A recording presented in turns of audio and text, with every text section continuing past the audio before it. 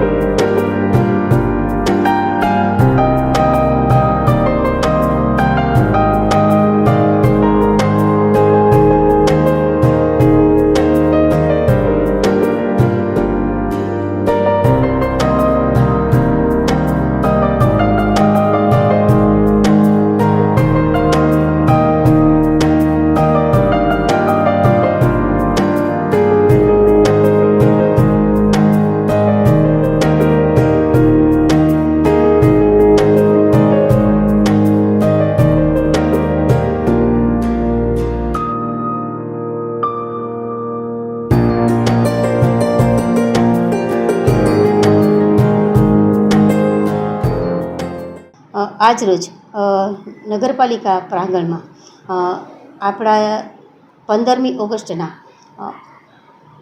78મા સ્વતંત્ર દિવસની ઉજવણીના ભાગરૂપે આજે અમે સૌ અહીંયા ભેગા થયા હતા અને રાષ્ટ્રધ્વજને સલામી આપી અને આ પર્વની ઉજવણી કરી।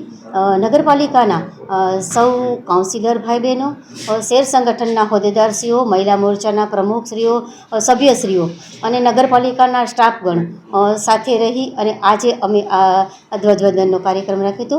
અને સાથે સાથે જે લોકોએ વક્તૃત્વ સ્પર્ધામાં અને સ્વચ્છતા અભિયાનની શોર્ટ ફિલ્મમાં જે લોકોએ ભાગ લીધો હતો એમને અમે આજે પ્રોત્સાહન રૂપે 1, 2, 3 નંબર આપી એને અમને આજે પ્રોત્સાહન કર્યા છે। અને આ પર્વની ઉજવણીમાં સૌએ સાથ સહકાર આપ્યો છે।